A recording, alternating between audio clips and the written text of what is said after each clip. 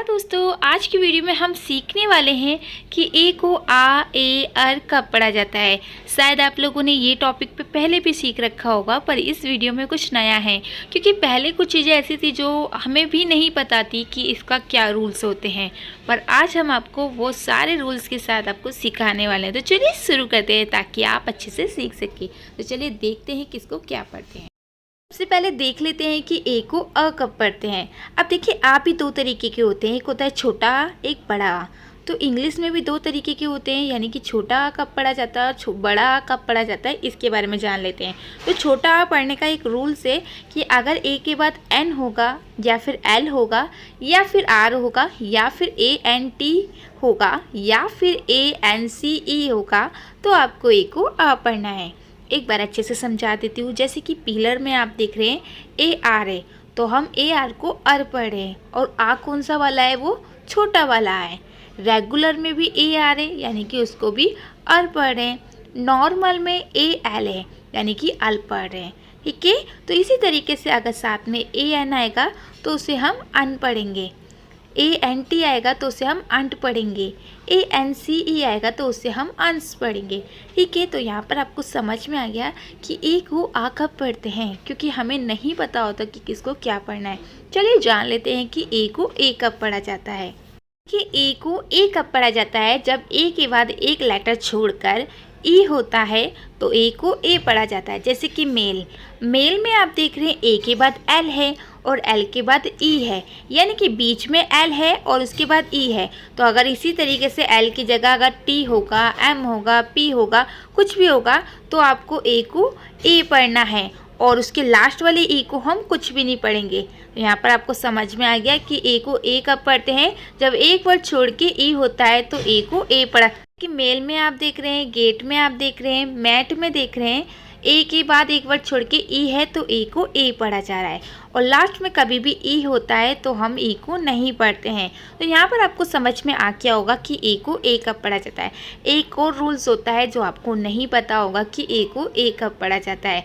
तो देखिए, अगर कहीं पर भी ए बीच में होगा तो ए को आपको ए पढ़ना है, यानी कि दो लेटर्स के बीच में अगर ए होता है तो भी हम ए को ए पढ़ते हैं। चलिए अब आगे देख लेते हैं ताकि आपको और अच्छे से समझ में आ जाए कि कहीं पर भी अगर ए आर साथ में होता है तो उसको हम ए आर पढ़ते हैं। क्या पढ़ते हैं? ए आर, यानी कि ए आर ई। अगर ये तीनों साथ में होंगे तो जैसे कि हम डेयर पढ़ रहे हैं, हेयर पढ़ रहे हैं, लैक पढ़ रहे हैं। अब यहाँ पर इसे लैक क्यों पढ़ रहे हैं? क्योंकि यहाँ पर देखिए ए के बाद आर नहीं है, ए के बाद एक वर्ड छोड़ के ई है, तो यहाँ पर ए को ए पढ़ रहे हैं। तो कहीं पर भी अगर ए आर ई साथ में होगा तो आपको उसको ए आर पढ़ना है। और अगर आर नहीं है और उसके बीच में कुछ और है और उसके बाद एक वर्ड छोड़ के ई है तो आपको वहाँ पर ए को ए पढ़ना है और ई को हमें नहीं पढ़ना है। तो यहाँ पर आपको समझ में आ गया।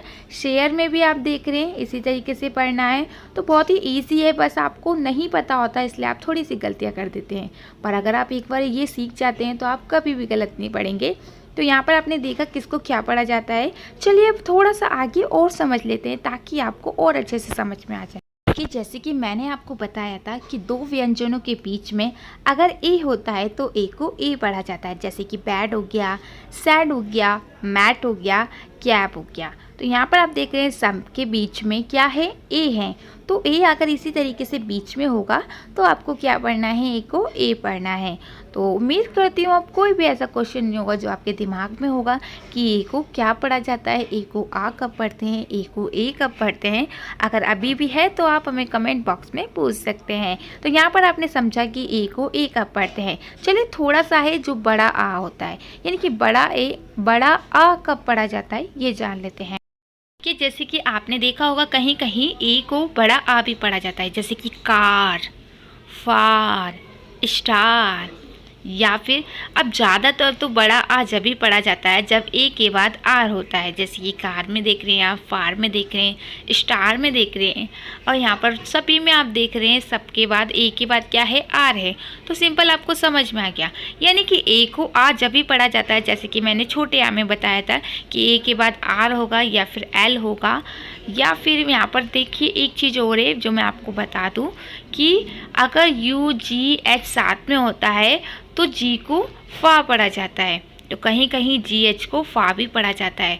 तो अगर आप इसके बारे में जानना चाहते हैं तो आप हमें कमेंट बॉक्स में बता सकते हैं।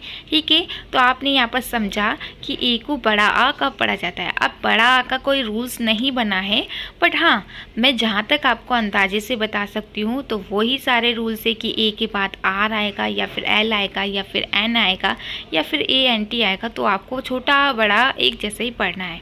ठीक है, बाकी आपको कुछ समझ में आ जाएगा कि किसको किस तरीके से पढ़ना है। वीडियो पसंद आई है तो लाइक कीजिए, लोगों को शेयर कीजिए, क्योंकि सबको सीखने का मौका मिलना चाहिए। आपने अभी तक हमारे चैनल को सब्सक्राइब नहीं किया तो सब्सक्राइब ज़रूर करें, क्योंकि आने वाले टाइम में इससे भी अच्छी वीडियो आने वाली है। और एक घंटे का बटन होगा जिस पर आप टच करेंगे तो हमारी सारी वीडियो आपको पता चल जाएंगी।